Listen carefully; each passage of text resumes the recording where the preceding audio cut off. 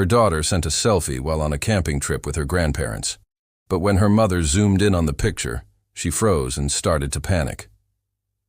Lydia Heron sat in her study, the afternoon sunlight filtering through the half-drawn blinds.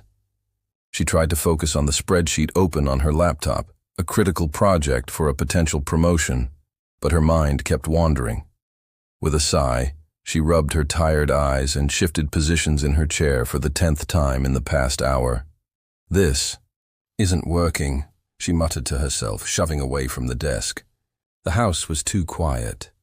Normally, her 5-year-old daughter, Hazel, would be bouncing around, chattering about her day at kindergarten or demanding to be pushed on the backyard swing. But Hazel was away camping with her grandparents, and the silence was deafening. Lydia padded down the hallway to the master bedroom and into the adjoining bathroom. She opened the cabinet above the sink, her fingers trembling slightly as they reached for the orange prescription bottle tucked behind the mouthwash. Just as her fingertips brushed against the plastic, a voice from the doorway startled her.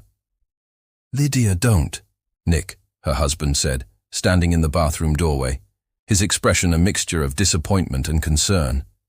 His dark hair was slightly disheveled, as if he'd been running his hands through it, a habit when he was worried. "I know what you're thinking," he said softly, stepping into the small bathroom.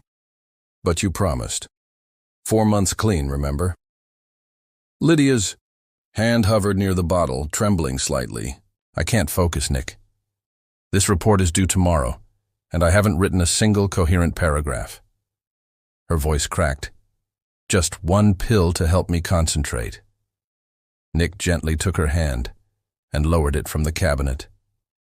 "If you take one now, you'll take another tomorrow. Then we're back to square one, and those therapy sessions we've been going to every week will have been for nothing." Lydia's shoulders slumped as she closed the cabinet door, catching another glimpse of her tired face in the mirror. "I know you're right. I just—" She trailed off, uncertain how to explain the anxious energy coursing through her. "You're worried about Hazel," Nick said, leading her back to their bedroom and sitting beside her on the edge of the bed. "That's what this is really about, isn't it?" Lydia nodded, feeling slightly embarrassed at being so transparent. "This is the longest she's been away from us. 2 nights was already pushing it, but 3. And we've only heard from them once since they left yesterday morning." "Mom and Dad have taken her camping plenty of times before," Nick reminded her, his voice gentle but firm. "They're experienced. They've toured half the country in that camper van." "Yes. But never for 3 nights with a toddler?" Lydia insisted. "And your parents aren't exactly young anymore, Nick. Hazel is 5 and full of energy. What if she wanders off while they're napping? What if we trust that my parents, who raised me and my 2 siblings without major incident, can handle 1 kindergartner for 3 days?" Nick interrupted with a slight smile. He massaged her tense shoulders, his strong fingers working at the knots that had formed there. "Remember why they offered to take her in the first place?" Lydia sighed. "So I could finish this project? And possibly land the promotion." "Exactly. My parents adore Hazel, and they wanted to give you this time to focus. They're probably having the time of their lives showing her all the camping tricks they've picked up over the years." As Nick continued to massage her shoulders, Lydia felt some of the tension ebbing away. He was right, of course. June and Charles, Nick's parents, were experienced campers who doted on their only granddaughter. "You know," Nick said with a playful tone, leaning in closer to her ear, "if you finish your work early, we might actually get some alone time. When's the last time we had the house to ourselves for more than a few hours?" Despite her anxiety, Lydia found herself smiling. "You make a compelling argument." Lydia nodded, taking a deep breath. "You're right. I'm sorry for trying to take the medication. 4 months is the longest I've gone without it, and I don't want to break that streak." She stood up, squaring her shoulders with renewed determination. The pills would stay in the cabinet where they belonged. She had promises to keep, to Nick, to her therapist, and most importantly, to herself. With Nick by her side, she walked out of the bathroom, leaving the pills behind. Back in the bedroom, Lydia's phone chimed with a notification. She hurried to the bedside table where it was charging and saw a new message from June, Nick's mother. "It's from your mom," she told Nick, eagerly opening the chat. A blurry Selfie appeared on the screen alongside a string of nonsensical letters. Lydia couldn't help but chuckle. Hazel had clearly gotten hold of June's phone. "Look at this," she said, showing Nick the phone. "Hazel's learning how to take selfies now." Nick peered over her shoulder and laughed. "Kids these days and technology. She's only 5 and already more tech-savvy than my parents." The picture was partially blurred, but Lydia could make out a campsite in the background. More importantly, Hazel's grinning face was visible, her blonde curls wild around her cherubic face. She looked happy and safe, which eased some of Lydia's anxiety. She was about to call back when another picture arrived. This one was clearer. Hazel with her tongue out in classic 5-year-old fashion. In the background, Lydia could see the camper van and June and Charles sitting around a fireplace. But there was someone else there too, a man Lydia didn't recognize. No, that wasn't quite right. There was something eerily familiar about him. Lydia frowned and zoomed in on the man's face. Her heart began to pound as recognition dawned. "Nick," she called, her voice tight. "Come look at this." Nick, who had returned to the living room couch to read the news on his tablet, called back, "What is it? Just come here, please." When Nick returned, Lydia thrust the phone into his hands. "Do you see what I see?" Nick squinted at the screen, pinching and zooming to get a better look at the man. "Looks like some random camper to me, probably another family they met at the site." "No," Lydia insisted, taking the phone back and zooming in again. "Look more carefully. That's Caleb." "Caleb, your ex-husband?" Nick's tone was skeptical. "I don't think so, Lydia. Caleb was always clean-cut and his hair was darker. This guy has light brown hair." But Lydia was certain.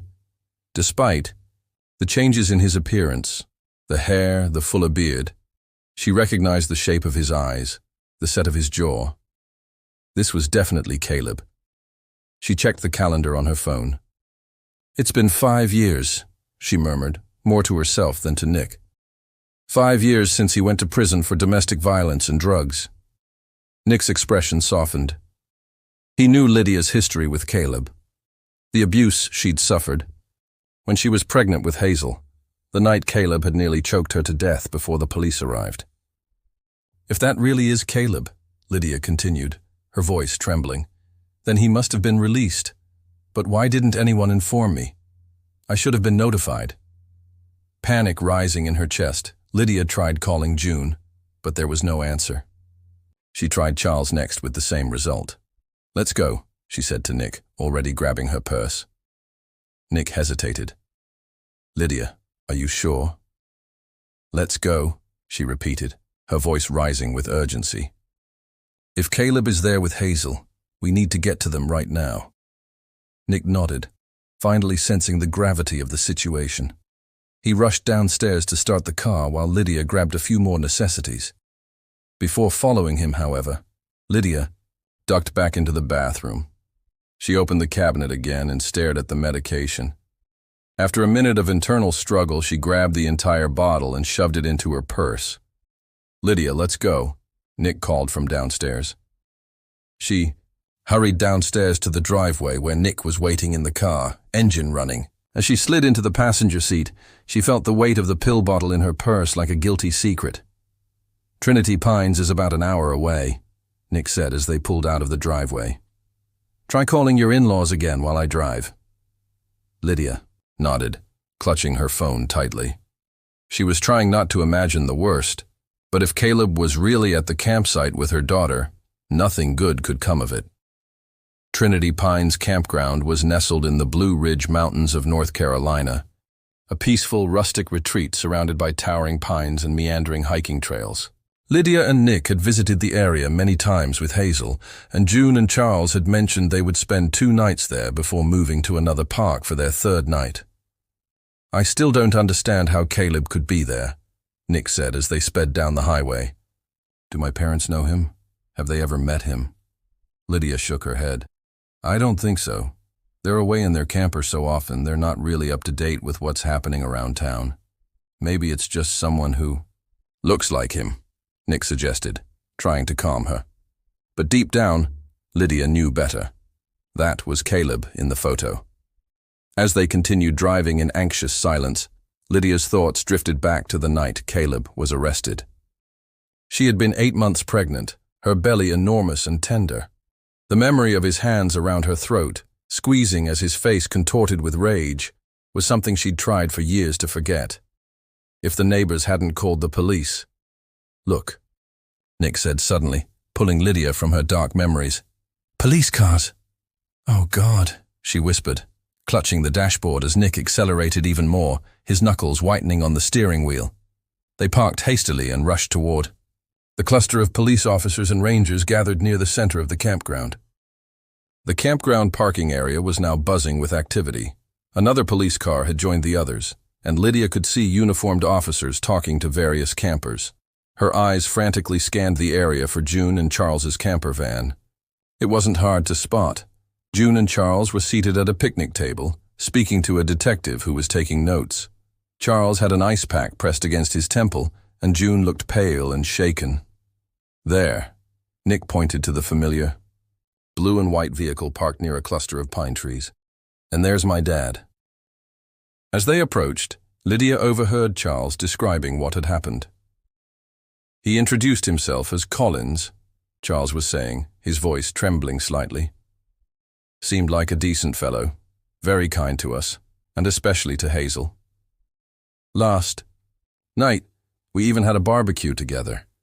He came with a woman named Maya," June added. "His sister, I think. Elegant woman, but friendly too. They were both so good with children.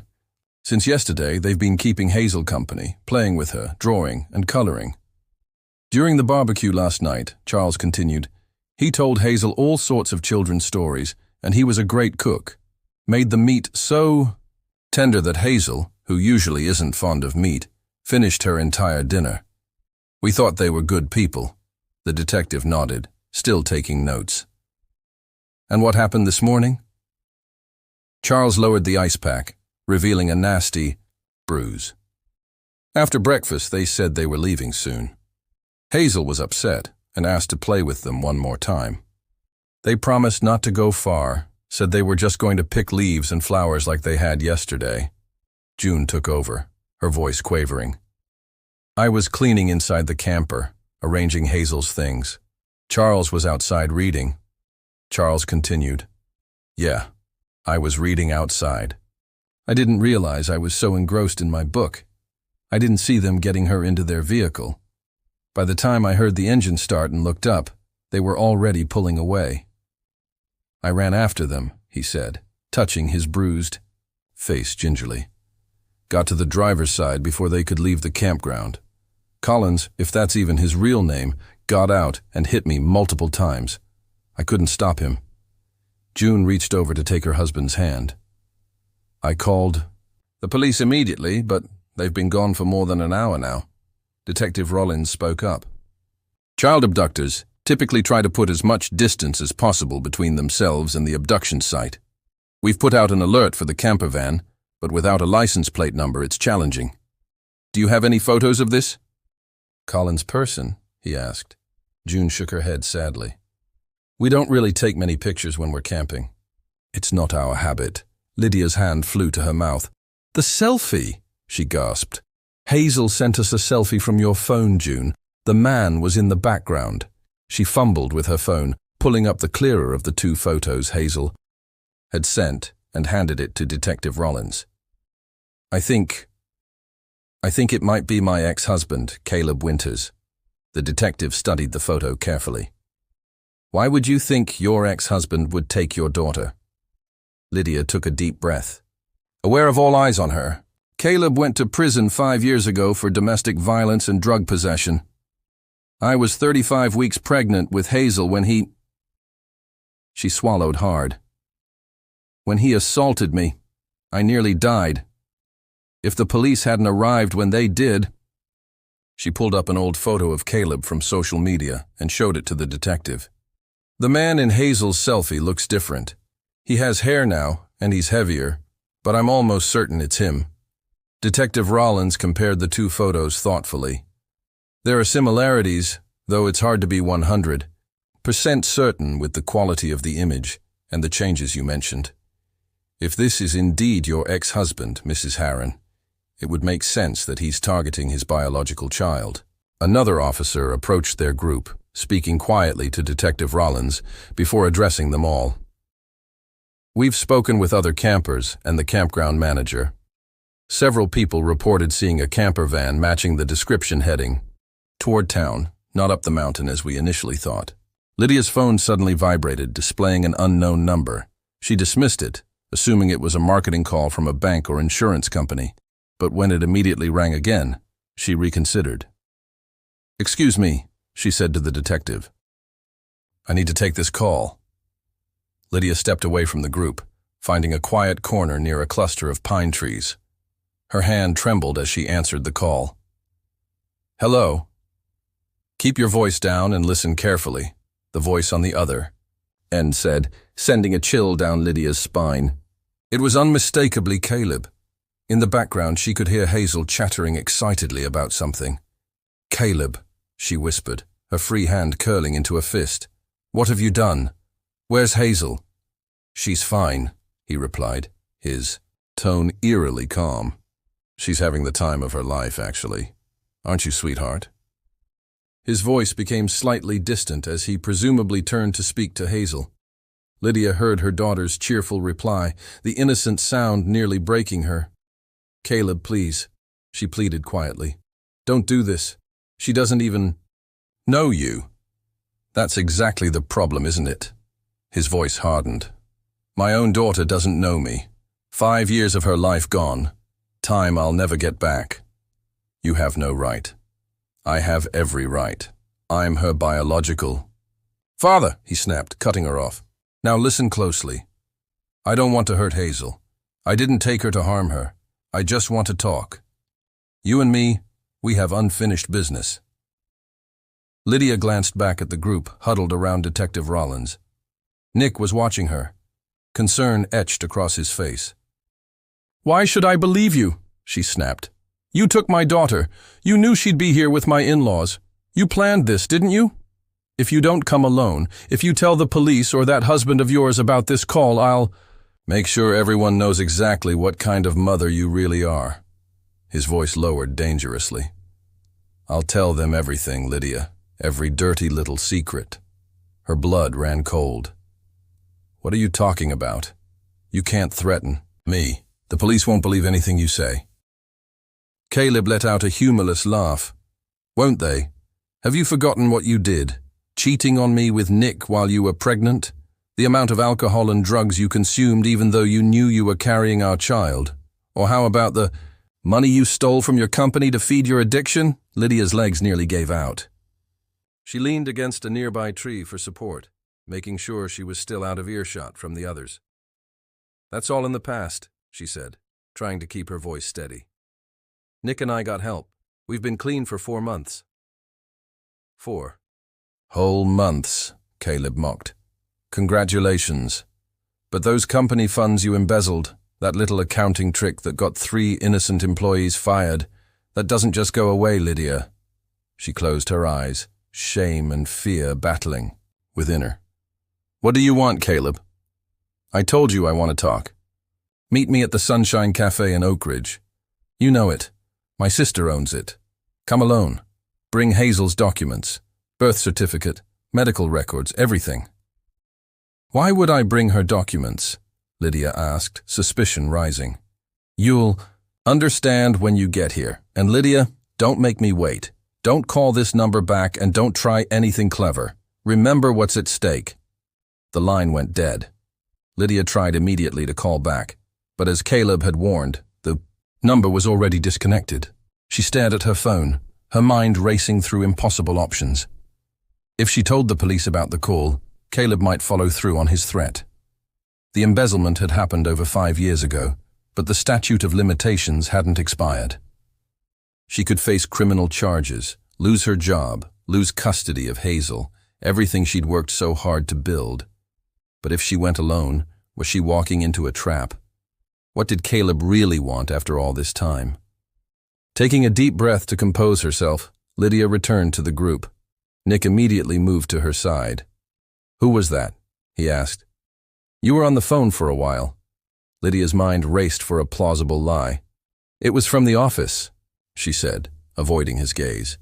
"They're demanding that report I was supposed to email them. They're not happy with the delay." Nick looked skeptical, but didn't press the issue. Around them, the police had cordoned off an area with yellow tape and more officers had arrived. The detective approached them with a serious expression.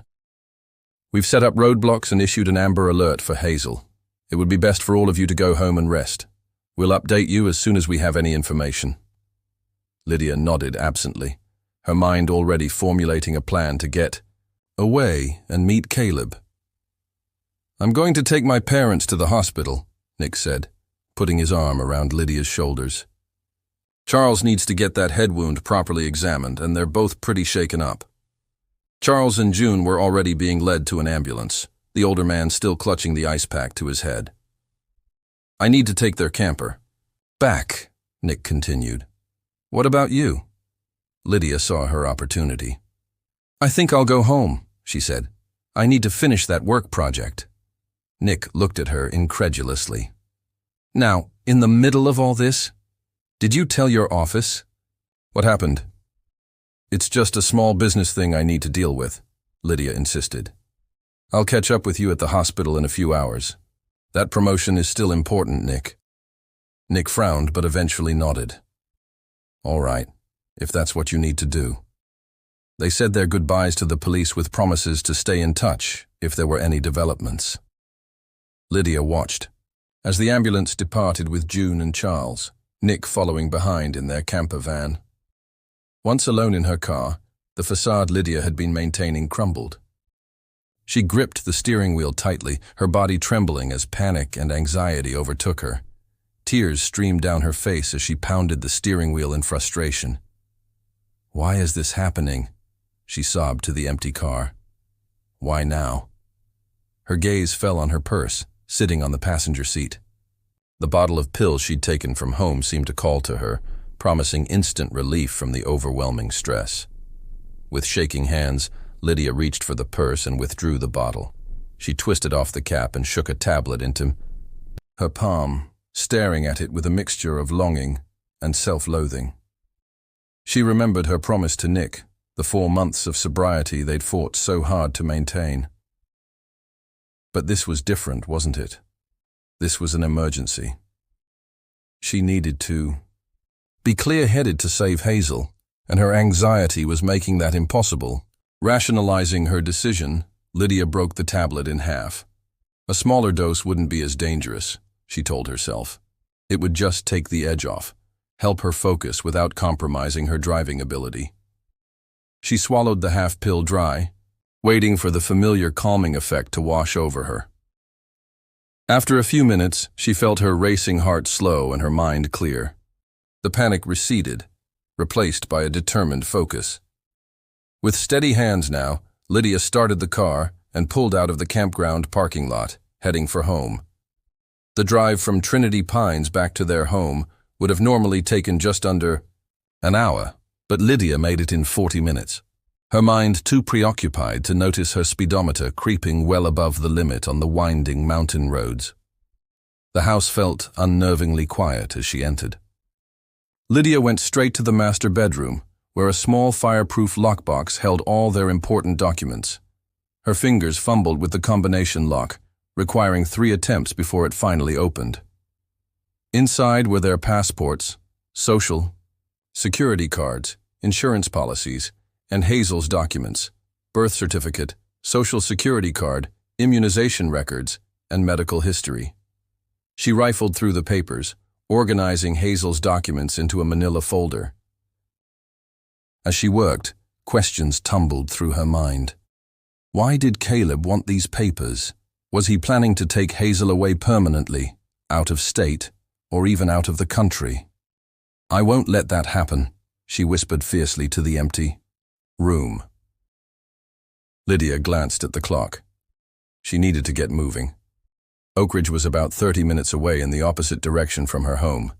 She gathered Hazel's documents, took a deep breath, and headed back to her car. The Sunshine Cafe was situated in the heart of Oakridge, its cheerful yellow awning visible from a block away. Adjacent to the cafe was a colorful playground designed to keep children entertained while parents enjoyed their coffee and pastries. Lydia parked across the street, scanning for the familiar camper van that belonged to Caleb and Maya, but it wasn't there. Only a sleek, black luxury car sat by the curb. Then she spotted Hazel in the sandbox, her heart leaping at the sight of her daughter. Safe, smiling, carefree. But the relief shattered just as quickly.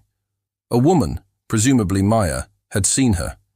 Without hesitation, she ushered Hazel toward the indoor playground, her movement swift, purposeful, like she'd been waiting for Lydia to arrive. "At least she's okay," Lydia murmured to herself, deciding to leave Hazel's documents in the car for now. She wouldn't hand them over until she absolutely had to. As Lydia crossed the street, a woman with sleek dark hair and designer sunglasses approached her. She had Caleb's same jawline and carried herself with the confident air of someone accustomed to luxury. "Maya," Lydia acknowledged coldly. "He's waiting inside," Maya replied, gesturing toward a private room often used for children's birthday parties. "This way." The cafe wasn't crowded today, with only a few patrons scattered at the outdoor tables. Inside the private room, Caleb sat at a table, looking more polished than the man Lydia remembered. Prison had changed him physically. He was leaner, his once bald head now covered with light brown hair, his formerly clean-shaven face sporting a well-groomed beard. "Lydia," he greeted her, his voice carrying the same smooth charm that had once captivated her. "It's been a long time." Lydia felt the effects of the medication wearing off, anxiety creeping back as she faced her ex-husband. "Hazel," she demanded, forgoing pleasantries. "She'll start looking for me soon." "She's perfectly fine, as you saw for yourself," Caleb assured her. "Maya will keep her entertained while we talk." "What do you want, Caleb?" Lydia asked, taking a seat across from him but keeping her distance. Caleb leaned forward, his eyes never leaving hers. "I want to discuss an arrangement with you. It's quite simple, really. I want you to tell Hazel the truth, that I'm her father. I want her to live with me." "That's absurd," Lydia exclaimed. "You can't just show up after 5 years and expect—" "You would still get to see her," Caleb interrupted smoothly. "Once a week, supervised visits. You get to continue your life with Nick, the man you cheated with while you were still with me, and I get to raise my daughter. It's fair, considering the circumstances." "And if I refuse?" Lydia challenged, though she already knew the answer. "Then I report everything you did to the police," Caleb said simply. "The drug use during pregnancy, the embezzlement from your company. You'd lose Hazel anyway, but you'd also end up in jail." Lydia's rage bubbled to the surface.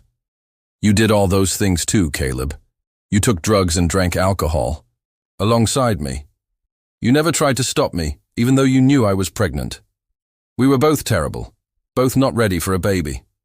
The difference," Caleb replied calmly, "is that I didn't steal thousands from my company, and I didn't cheat on you." "Please," Lydia begged, her anger giving way to desperation. "I don't take illegal drugs anymore. I've been through therapy. I have prescribed medication now, and I haven't even taken that for 4 months. Caleb raised an eyebrow. "Just 4 months? After 5 years?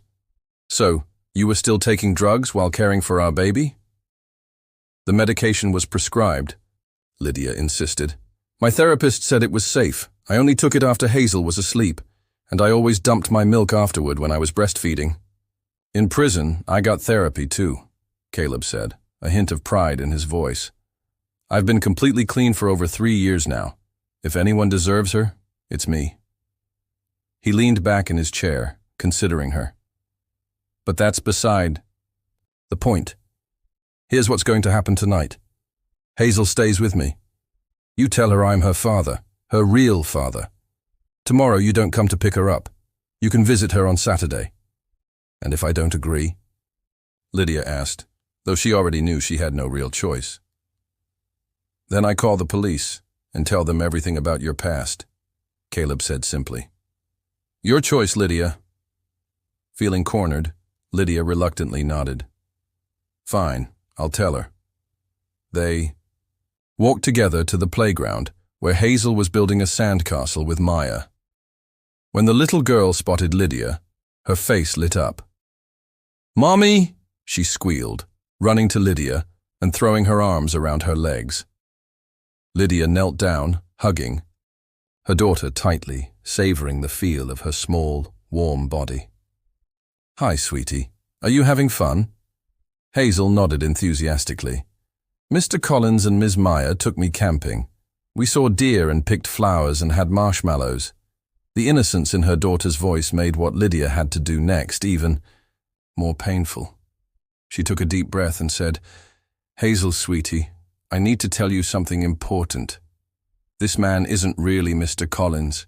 His name is Caleb, and he's your father." Hazel's brow furrowed in confusion. "But Daddy Nick is my daddy." "Yes, Nick is your daddy too," Lydia explained, struggling to find the right words. "But Caleb is your real daddy from when you were a tiny baby in my tummy." Hazel processed this information with the simple logic of a 5-year-old. "So I have 2 daddies." "Yes," Lydia confirmed, relief washing over her that Hazel wasn't upset. The little girl seemed to accept this new reality with remarkable ease. She looked up at Caleb with curious eyes. "Can I go to your house? Do you have toys?" Caleb smiled, kneeling down to Hazel's level. "I do have toys and a swimming pool. Would you like to see it?" Hazel's eyes widened with excitement, but then her expression changed. "But I want Mommy to come too. I miss Mommy." Lydia's heart broke at her daughter's words. "I can't come tonight, sweetie. I have work to do, but you're going to stay at Daddy Caleb's house tonight, and I'll come get you tomorrow." Hazel's face fell and she began to protest. "No, I want you to come with me." Seeing her daughter's distress, Lydia quickly amended her plan. "Okay, how about this? I'll go with you to Caleb's house, and then I'll leave. Would that be okay?" Hazel considered this compromise, then nodded reluctantly. "Okay."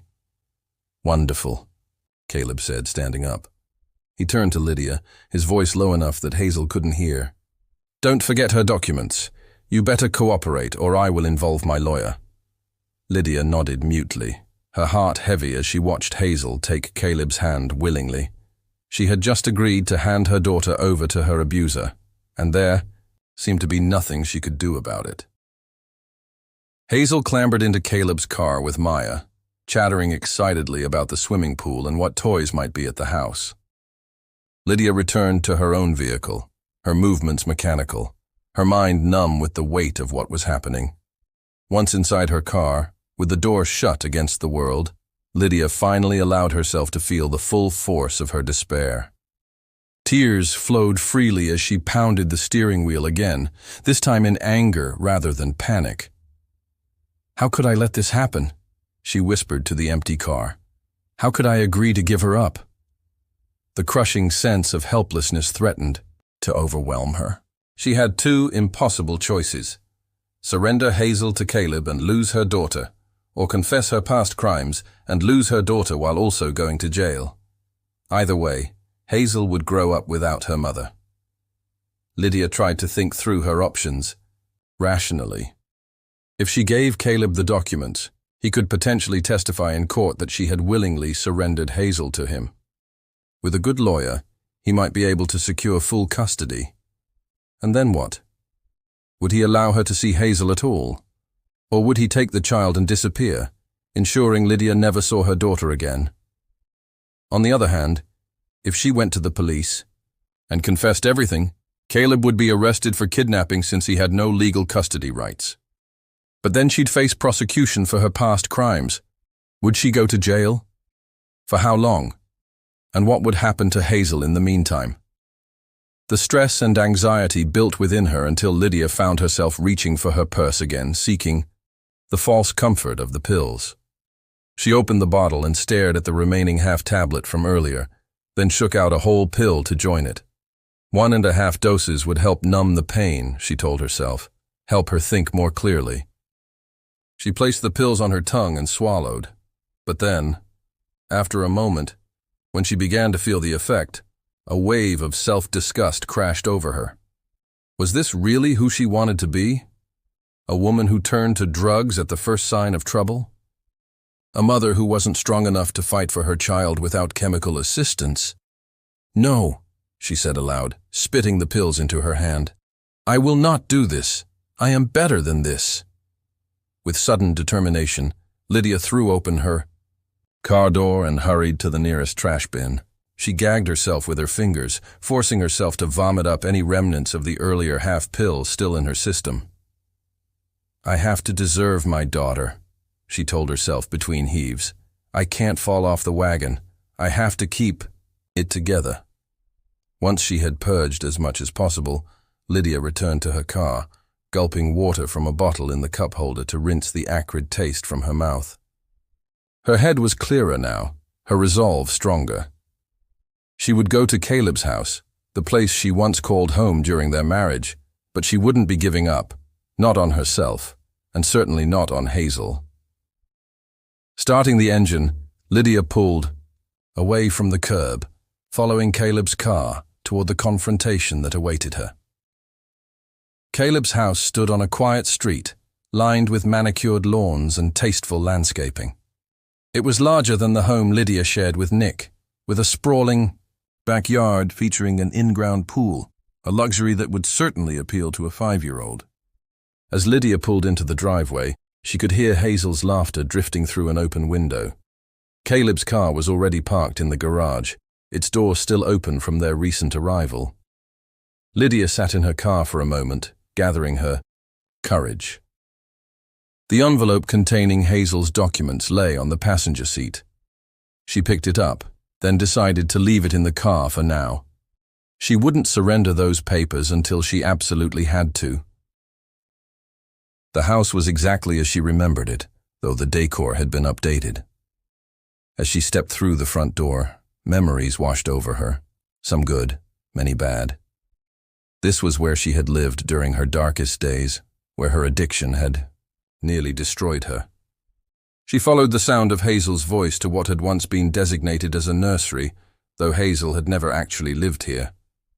Caleb had converted it into a playroom filled with toys and books that would delight any child. Maya was nowhere to be seen. "Mommy!" Hazel exclaimed when she spotted Lydia running to hug her. "Look at all the toys!" Caleb looked up from where he was setting up a dollhouse. "Maya went to buy some supplies for Hazel," he explained. Lydia nodded, taking in the newly decorated room. It was perfect for a toddler girl, with pastel colors and whimsical artwork on the walls. Her eyes drifted to a familiar cabinet in the corner, and suddenly she was transported back 5 years. That cabinet top was where she and Nick, shame, and regret flooded through her. She had been so lost then, so confused and afraid of the impending responsibility of motherhood. Drunk and high, she had made the worst mistake of her life on that very cabinet. As if reading her thoughts, Caleb smiled smugly. "So, you remember?" Lydia ignored him, moving toward the cabinet as if drawn by an invisible force. She placed the envelope of documents on top of it, her attention caught by a framed photograph sitting there. It was a picture of Caleb and Maya when they were younger, their arms around each other. Hanging from the frame was a heart-shaped bracelet that stirred something in Lydia's memory. She picked up the bracelet, examining it more closely. On impulse, she opened the heart locket, finding inside a photograph of Caleb and Maya embracing. in a way that no brother and sister should. The sight triggered a flood of buried memories. She hadn't cheated on Caleb on a random impulse. She had found this same bracelet in Maya's room one day, opened it, and seen the truth of Caleb's incestuous relationship with his sister. Heartbroken and disgusted, she had turned to Nick for comfort, which eventually led to their affair. Her memory of that time was foggy, clouded by drugs and alcohol, and the trauma that followed. But now it all came rushing back with crystal clarity. With renewed determination, Lydia snatched up the documents and the bracelet, turning to leave the room. "What are you doing?" Caleb demanded, rising to his feet. "Where are you going with those papers?" Lydia ignored him, striding purposefully toward the front door. Caleb abandoned the dollhouse and rushed after her, leaving Hazel alone with her new toys. As Lydia reached her car, she pulled out her phone and dialed Nick's number. It went to voicemail, but she left an urgent message. "Nick, it's me. I'm at Caleb's house with Hazel. There's something I need to tell you. Nick, we need help. Please, bring the police." Before she could say more, Caleb caught up to her, snatching the phone from her hand, switching off the call, and throwing it away. "What do you think you're doing?" he growled, his charming facade crumbling to reveal the violence beneath. Lydia tried to wrestle free, clutching the bracelet and documents tightly. "Let go of me, Caleb." His response was a backhanded slap so powerful it split her lip and sent her sprawling onto the driveway. "Mommy?" Hazel screamed from the doorway, having followed them outside. "Hazel, go back inside," Lydia cried, blood trickling from her lip. "Go to your room. It's not safe." But Hazel stood frozen, her eyes wide with terror at the scene unfolding before her. Caleb loomed over Lydia, noticing the bracelet in her grip. "Where did you get that?" he demanded, his voice dangerously low. "You cheated on me first," Lydia spat, holding up the locket. "With your own sister, and now you two are planning to take my daughter. Never." Caleb's face twisted with rage. He grabbed the bracelet, yanking it from her grasp with such force that the chain snapped. Lydia used the thick envelope of documents to hit Caleb's face, but it was an ineffective weapon. With a snarl, Caleb grabbed her by the throat, his fingers digging into the same flesh he had nearly crushed 5 years earlier. "You know nothing," he hissed as he dragged her to her feet and into the house, leaving Hazel crying on the front step. He pulled Lydia to the bedroom, throwing her onto the bed and locking the door behind them. As she gasped for breath, he loomed over her, his eyes wild with fury. "You think you can threaten me?" he growled, climbing on top of her as she struggled beneath him. "You think you can take my daughter away from me again?" They fought, crashing into the edge of the bed in a blur of tangled limbs and raw panic. Lydia clawed at his arm, trying to twist free as Caleb forced her backward, his grip like iron. She managed to wrench one arm loose and aimed a wild kick at his shin, connecting hard. He grunted in pain, momentarily stumbling, and she tried to scramble away toward the door, toward anything that looked like escape. But he caught her ankle and yanked, sending her sprawling onto the carpet. Lydia's elbow slammed into the floor, pain shooting up her arm. She cried out, flipping onto her back just in time to see him looming over her, his face flushed, breathing heavy. Then in the distance, a siren wailed, growing steadily louder. Caleb froze, then cursed. "You called the police," he accused, his grip tightening around her throat. Lydia clawed at his hands, fighting for air. "No," she managed to choke out. "Nick must have gotten my message." With a furious roar, Caleb snatched the old baseball bat leaning against the bedside table, a leftover from his college years. He raised it above his head, eyes blazing. "I hope you never get to watch Hazel grow up," he snarled. The last thing Lydia saw before everything went black was the bat swinging toward her skull and the hatred burning in Caleb's eyes. The steady beep of a heart monitor pulled Lydia from the darkness. She blinked against the harsh fluorescent lights, gradually becoming aware of the sterile hospital room surrounding her. Pain throbbed at the back of her head, intense despite whatever medication they had her on. As consciousness fully returned, so did the memory of what had happened at Caleb's house. Fear lanced through her. Where was Hazel? Was she safe? A nurse entered the room, noticing Lydia's open eyes. "You're awake," she said with a professional smile. "How are you feeling?" "My head," Lydia murmured, her voice raspy. "It hurts." "That's to be expected," the nurse replied, checking the monitors. "You sustained a serious concussion, but you're going to be okay." She made some notes on her clipboard. "Your husband and daughter have been waiting to see you, and there are some police officers who'd like to speak with you when you're ready." Relief flooded through Lydia at the mention of Hazel. "My daughter, she's okay?" "She's fine," the nurse assured her. "A brave little girl, from what I hear. Shall I send them in?" Lydia nodded, wincing at the pain the movement caused. A few minutes later, Nick entered the room, holding Hazel's hand. The little girl broke free and rushed to the bed, careful not to jostle it as Nick had clearly instructed her. "Mommy, you're awake!" she exclaimed, her small face lighting up. "I was scared when you were sleeping for so long." "How long was I unconscious?" Lydia asked Nick, reaching out to stroke Hazel's hair. "About 3 hours," Nick replied, his expression a mixture of relief and concern. "How are you feeling?" "Like I got hit with a baseball bat." Lydia attempted a weak joke, then turned serious. "What happened after I blacked out? How did you find us?" Nick pulled a chair close to the bed and sat down, lifting Hazel onto his lap. "I never made it to the hospital with my parents. I kept thinking about that phone call you got at the campground. How strange you were acting afterward. When I tried calling you and couldn't reach you, I got worried." He reached out and took her hand. "But it was Hazel who saved you. After Caleb attacked you, she called 911, told them her mommy needed help." Lydia turned to Hazel in amazement. "You called 911, sweetheart?" Hazel nodded proudly. "Like you taught me. I used the phone in the kitchen when the scary man hurt you. I don't want him to be my daddy. I love Nick."